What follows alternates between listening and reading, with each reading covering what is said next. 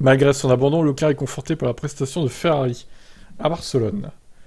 Oui, alors effectivement, dommage l'abandon quand même, parce que là, il contrôlait la course, Charles.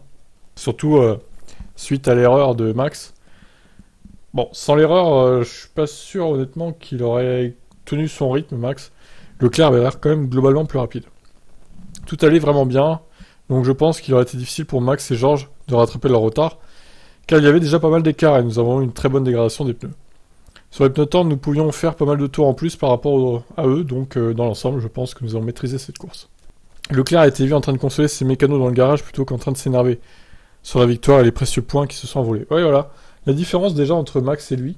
Max aurait pété un plomb là à la radio, il n'aurait pas du tout consolé ses mécanos. Dans l'ensemble, c'est toujours une déception évidemment. Lorsque vous vous battez pour un championnat, vous savez que chaque point est précieux. Au cours d'une saison, je pense que ça arrive toujours, plus ou moins, d'abandonner sur une panne. C'est pas une excuse. Je suis à peu près sûr que tout le monde travaille déjà d'arrache-pied chez Ferrari pour tout comprendre et remédier aux soucis le plus rapidement possible. Tout le monde est aussi déçu que moi de ce qui s'est passé et je n'avais aucune raison d'être en colère contre quelqu'un en sortant de la voiture. Je suis juste allé voir les mécanos pour leur remonter un peu le moral, car ils étaient plutôt déprimés. Bien qu'il ait maintenant 6 points de retard sur Verstappen, Leclerc estime que le seul point négatif était le résultat final de la course, car le reste est beaucoup plus encourageant.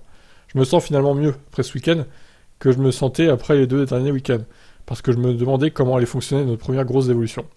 Notre rythme de qualif, notre rythme de course, le nouveau package a fonctionné comme prévu, ce qui n'est pas toujours acquis. Tout fonctionnait bien avec la gestion des pneus.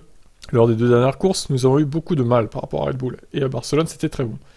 Donc dans ces situations, il est bon de regarder les points positifs, et il y en a beaucoup qui donnent le sourire pour la suite du championnat. Ouais, alors prochaine course Monaco, on sait la poisse qu'il a à Monaco, Charles Leclerc. Donc si la poisse continue, il va encore abandonner. Et là, ça serait un vrai coup dur pour le championnat.